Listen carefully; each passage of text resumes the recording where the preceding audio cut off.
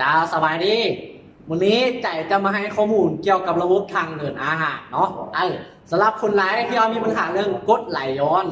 มีปัญหาเรื่องกระเพาะอักเสบและหลายๆคนก็มีปัญหาเรื่องกระเพาะประสาทเนาะสำหรับคนร้ายที่มีปัญหาเรื่องกรดไหลย้อนจะมีอาการอืดท้องแน่นท้องจุกเสียบอืดขึ้นมาคอพี่น้องคือมีอย่างขาคอจะรออยู่เนาะเนี่ยและกระเพาะอักเสบจะมีอาการแสบร้อนบริเวณหน้าอึน้อยนะลงซองท้องเนาะแล้วเฮ็ดให้ลำไส้เห่าอ่อนแอลำไส้เห่าอ่อนเพลียเฮ็ดให้ระบบขับถ่ายเห่าจะถ่ายยากถ่ายแข็ง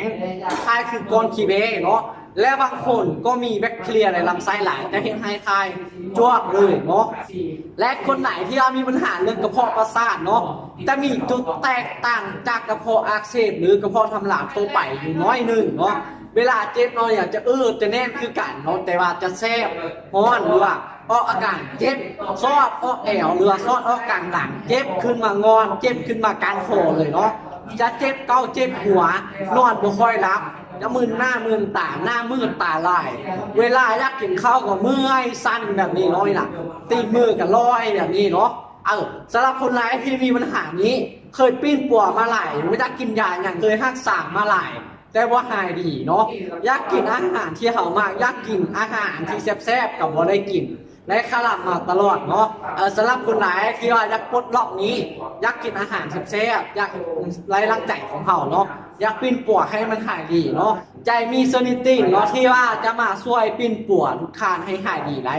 สินค้านี้นำเข้ามาจากอเมริกาเนาะเนี่ยผ่านการวิจัยผ่านการคอหักระดับโลกเลยง่อยนะคนที่นำเข้ามาก็เป็นท่านหมอเป็นด็อกเตอร์นำเข้ามาล่าก็ผ่านอย.มีไหวทะเบียนของหับเป็นที่เรียบร้อยเนาะสุดที่ว่าดูแลเรื่องกระเพาะดูแลเรื่องระบบทางเดินอาหารนี้จะมี3กล้องนี้เนาะสำหรับตัวที่1ก็คือเป็นถักเนาะตรงนี้จะดูแลเรื่องอากาศอืดท้องแดงท้องเสียบร้อนแบบนี้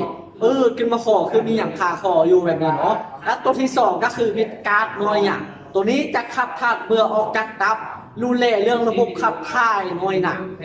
และตัวที่3ก็คือเซนิตันตัวนี้จะดูแลเรื่องอักเสบภายในดูแลอาการแทรกร้อนลำไส้เจ็บซอดแอลวอเจ็บขึ้นมางอนเจ็บขึ้นมากลางคอดูแลเรื่องระบบประสาทนี่เนาะสำหรับคนหลายที่มีปัญหานิโยอยากดูแลให้หายดีปกติ